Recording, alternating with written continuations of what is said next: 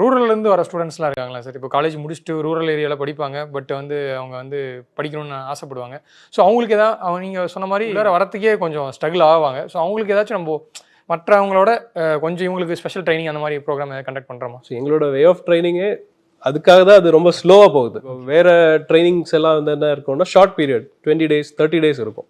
But நம்ம training வந்து 3 months. அந்த 20 daysலேயே சொல்லிக் கொடுக்க முடியும், 5 daysலேயே சொல்லிக் கொடுக்க முடியும். கார்பரேட் ட்ரைனிங் வந்து சம்டைம்ஸ் 5 days 10 daysல சொல்லிக் கொடுப்பாங்க. பட் நாங்கள் வந்து 3 monthsக்கு சொல்லிக் கொடுக்குறோம். ஸோ அது ஒரு நாள் 2 hours ஸ்பெண்ட் பண்ணுறனால இந்த மாதிரி ரூரல்லேருந்து வராங்க, மேபி கம்யூனிகேஷன் எல்லாம் பண்ண மாட்டாங்க அப்படின்னா அவங்களும் அதை இம்ப்ரூவ் பண்ணுற அளவுக்கு அவங்களுக்கு டைம் இருக்குது. ஆனால் அவங்க சைட்லேருந்து எஃபர்ட் எவ்வளோ போடுறாங்க அது ரொம்ப இம்பார்ட்டன்ட். ஸோ ஒரு சில ஸ்டூடெண்ட்ஸ் என்ன நினைக்கிறாங்க, அந்த கிளாஸஸ் மட்டும் அட்டன் பண்ணால் போதும் அப்படின்னு நினைக்கிறாங்க. அப்படி இருக்கக்கூடாது. கிளாஸஸ் ஒரு சைடில் அட்டன் பண்ணுறாங்கன்னா அவங்களோட கம்யூனிகேஷன் ஒரு சைடில் இம்ப்ரூவ் பண்ணணும். வேறு ஏதாவது அடிஷ்னல் ஸ்கில்ஸ், கான்ஃபிடன்ஸ் அதெல்லாம் இம்ப்ரூவ் பண்ணணும்.